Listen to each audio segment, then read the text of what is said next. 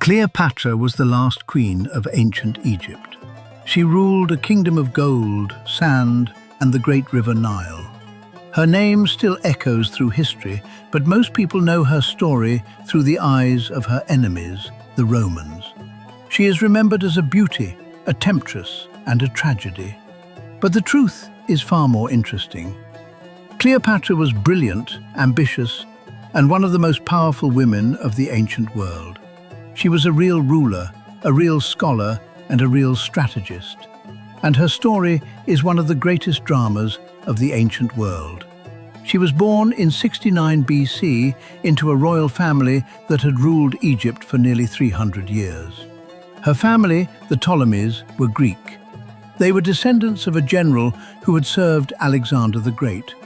Alexander had conquered Egypt and Persia and much of the known world. And after he died, his generals divided his empire among themselves. One of those generals, Ptolemy, took Egypt, and his family ruled for generations. But over the centuries, they had become Egyptian in their souls. They built temples to Egyptian gods, dressed like pharaohs, and ruled as true kings and queens of the Nile. Egypt was a wealthy land. The Nile flooded every year, watering the fields and making the soil rich and fertile.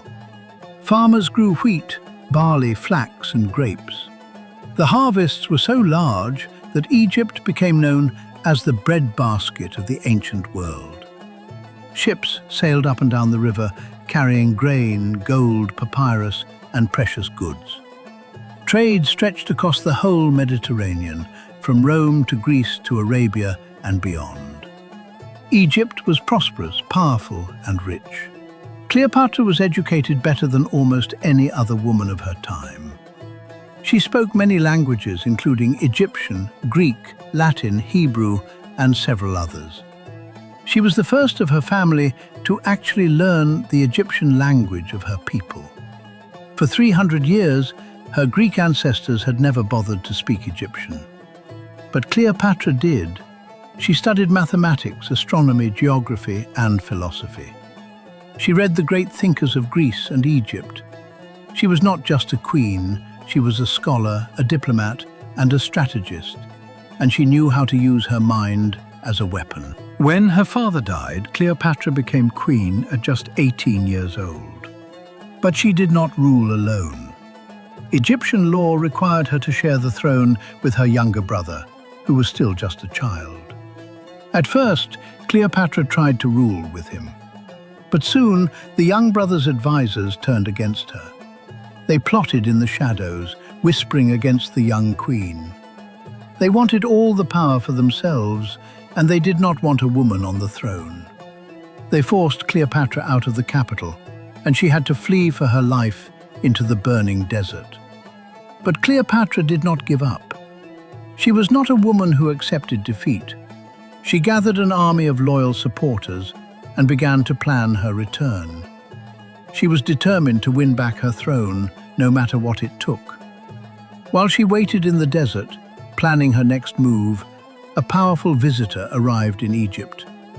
Julius Caesar, the most powerful man in Rome, had come to the city of Alexandria to settle a dispute between Cleopatra and her brother. Cleopatra saw her chance. She knew that if she could win Caesar's support, she could take back her kingdom. But reaching Caesar was not easy. Her brother's guards surrounded the palace, watching every door and every gate.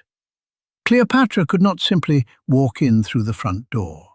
So she made a bold plan. She had herself rolled up inside a carpet, a bundle of rolled cloth, and her loyal servants carried her into the palace as if it were a gift. It was a daring, dangerous gamble. When the carpet was unrolled in front of Caesar, Cleopatra stepped out. He was amazed. Instead of an old enemy, he found a young, brilliant, and fearless queen standing before him with courage and grace. Caesar was captivated, and he agreed to help her. With Rome's power behind her, Cleopatra defeated her brother and took back her throne. Cleopatra and Caesar became close. Together they had a son whom she named Caesarion, meaning Little Caesar. Cleopatra traveled to Rome and she was treated as a queen. But this glory did not last. In 44 BC, Caesar was murdered by his own senators. Cleopatra was heartbroken and afraid. She fled back to Egypt, carrying her young son. Back in Egypt, Cleopatra ruled alone. She was a strong and wise queen. She lowered taxes, built new temples, and brought prosperity to her people. The Nile flooded and watered the fields. The harvests were rich. Egypt grew powerful under her rule. Cleopatra was not just a queen in name, she truly governed her kingdom, listening to her people and building a strong and wealthy state. Soon, a new Roman leader came to Egypt. His name was Mark Antony, one of the 3 men who now ruled the Roman world. Antony came to Egypt seeking money and support for his wars. But when he met Cleopatra, he was completely captivated. They fell in love, and a powerful alliance was born. Cleopatra and Mark Antony built a life together. They had 3 children, and they ruled Egypt and the eastern lands of the Roman world. Antony gave Cleopatra vast territories, and she used her wealth to support his armies. Dry alliance angered Antony's rival, a young man named Octavian. Octavian was Caesar's heir, and he wanted all of Rome for himself. He spread lies about Antony and Cleopatra, calling them a threat to the Roman way of life. The people of Rome turned against them. War between the 2 sides became almost certain.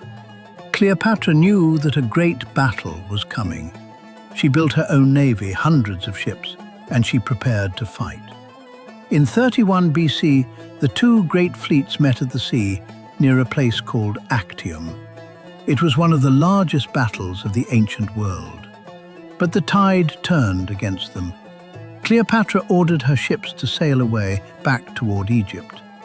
Antony saw her leaving and followed her, abandoning the battle. The battle was lost. Octavian's army marched on Egypt. Antony, hearing a false rumor, fell on his own sword and died in her arms. Cleopatra refused to be paraded as a prisoner. Legend says she died from the bite of a snake. With her death, the age of the pharaohs came to an end, and Egypt became a province of Rome. Her story has been told for 2,000 years as a symbol of beauty, power, intelligence, and the end of an ancient world. The pyramids still stand, the Nile still flows, and Cleopatra, the last queen of Egypt, still teaches us about power, love, courage, and the choices we make when everything is at stake.